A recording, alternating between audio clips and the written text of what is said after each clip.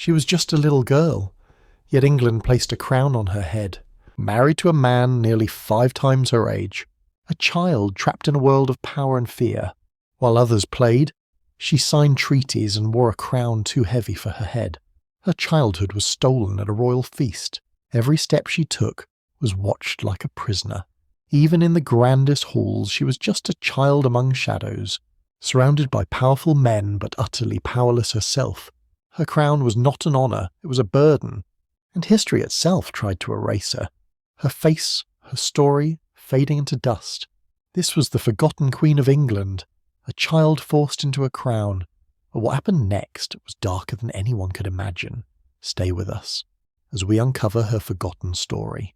She was only 6, a child still learning to play with dolls, still holding on to her nurse's hand when the candles in the French court blew out at night. Her name was Isabella of Valois, the daughter of King Charles VI of France. To her the world was ribbons, laughter, and the comfort of her mother's embrace. But across the channel, a man waited.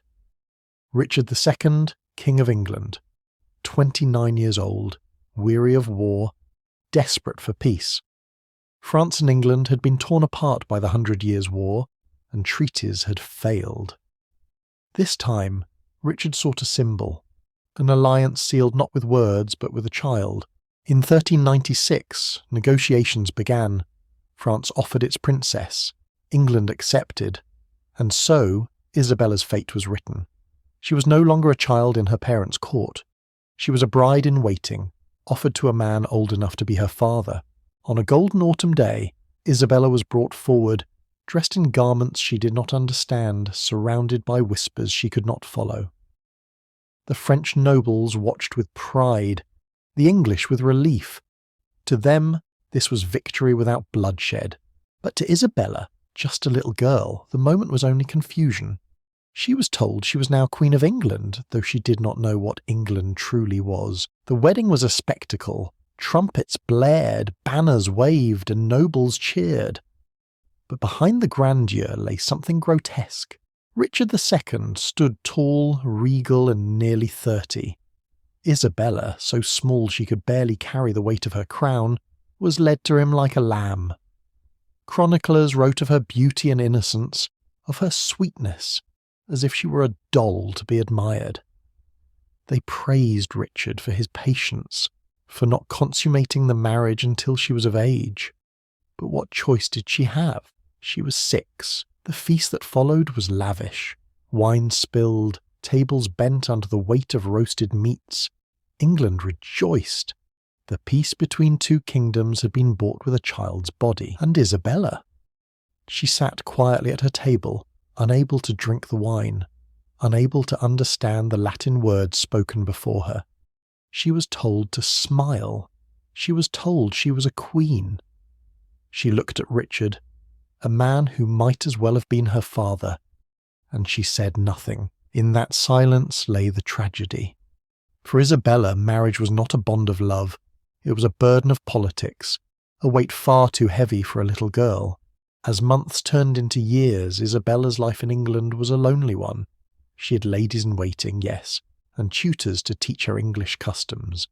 But she was always a stranger, too young to command authority, too young to grasp the meaning of her title. Richard treated her kindly, calling her his little queen, but kindness could not erase the truth. She was a child trapped in a crown, and when Richard fell, deposed by Henry Bolingbroke, who became Henry IV, Isabella's fragile security shattered. Her husband was gone, imprisoned, and later dead. At only 10 years old, Isabella was a widow. England demanded she remain and marry Henry IV's son. France demanded she return home. She was a prize pulled between kingdoms. When at last she returned to France, Isabella was no longer the laughing child who once played in her father's court. She was quiet, subdued, a girl who had seen too much. History would not remember her like the great queens of England.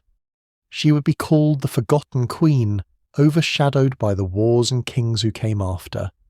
Yet her story remains one of the most haunting. A childhood lost to politics, innocence stolen for the sake of peace. England never truly accepted Isabella. To the nobles, she was a foreign child, barely old enough to read, yet sitting on a throne that demanded strength and wisdom. She was watched constantly, her movements dictated by courtiers who saw her not as a girl but as a bargaining chip. Richard II doted on her. He called her "my little wife," gave her jewels, silks and toys. But even his affection could not shield her from suspicion. Behind the glitter of the crown, whispers grew. Richard's rule was shaky, his enemies restless. His marriage to a child princess had brought peace for a moment, but it could not stop the storm gathering against him. For Isabella, the days blurred together. Lessons in English, endless ceremonies, smiling when told, sitting still when ordered. She was praised for her grace, but inside she longed only for home, for her mother's arms, for the comfort of France. In her innocence she did not yet understand the shadows falling over her husband's throne, but the court did, and soon even a child could not ignore the fear in the halls of Westminster. In 1399 the world Isabella knew collapsed. Richard II was overthrown by his cousin, Henry Bolingbroke, who seized the crown as Henry IV. For Isabella it was terrifying. She was only 10 years old, but she saw the shift in every pair of eyes around her. Servants who once bowed deeply now avoided her. Courtiers whispered behind fans. Her husband, the only protector she had in this strange land, was gone. Henry IV declared her his ward. He ordered that she remain in England, even as France demanded her return. Worse still, he proposed that she should be married to his son, the future Henry V, still a boy but closer to her age. To the English crown it made sense. Keep the French princess in England, bind her by marriage again, and strip away any threat of rebellion. But to Isabella, it was a prison. She refused. She clung to her dignity, saying she would never call another man husband while Richard still lived. Her refusal shocked the English. Here was a child, yet already her pride and grief burned brighter than the politics around her. But fate was cruel. Richard, once her guardian and king, soon died in captivity, likely starved to death.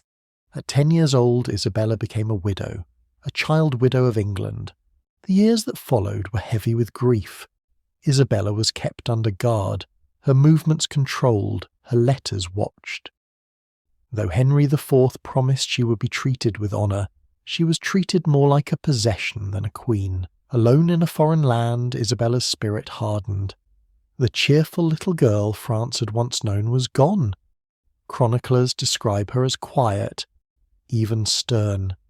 She rarely smiled, and when she spoke, her words carried the weight of someone far older than her years. England still tried to push the marriage with Prince Henry, but Isabella resisted with all the strength she could muster. She declared that she was Richard's true widow, and no force would make her betray his memory. For a child, it was a remarkable act of defiance. Finally, after years of negotiations, Isabella was allowed to return to France. But she did not return as the same girl who had left. She was changed, her childhood stolen, her innocence buried under sorrow. When her carriage rolled into Paris, her people did not cheer for a princess returning. They mourned a queen broken before her time. Isabella of Valois had been given to England as a gift of peace, but England gave her nothing but loneliness, betrayal, and loss. She had been a queen without power, a wife without love, and now a widow without a future. In 1406, at the age of 16, Isabella was remarried, this time to her cousin Charles, Duke of Orléans, a young man closer to her age. Unlike her first marriage, this one held the promise of companionship and perhaps even affection. Charles was kind, cultured, and known for his poetry. Unlike Richard, he was not decades older, and unlike the English, he did not treat her as a prisoner. For the first time in years, Isabella had a chance at a normal life, yet even here, tragedy followed. Their marriage was short-lived. Within just 3 years, Isabella died suddenly in 1409, at only 19 years old. Some chroniclers suggested complications from childbirth. Others whispered of illness. Whatever the cause, her death shocked France. A princess, twice a queen, twice a bride, and yet she never lived long enough to truly rule or love. When Isabella finally returned to France in 1401, she was no longer the bright-eyed child who had once left her homeland. She was only 11 years old, yet she carried herself with the solemnity of a grown woman. Her arrival was bitter-sweet. The French court welcomed her with ceremony, but behind the smiles there was sorrow. Everyone could see the change in her. The playful girl was gone, replaced by a quiet, withdrawn figure who spoke rarely and smiled even less. Her mother, Queen Isabeau, tried to comfort her, but even a mother's love could not erase the scars England had left behind. Isabella had been used, betrayed, and widowed before she had even reached her teenage years. France, however, saw political value in her still. She was the daughter of a king, and marriages were weapons in the endless struggle between France and its enemies. Once again, her fate would not be her own. Isabella's short life is often forgotten in the grand wars and dynasties of Europe.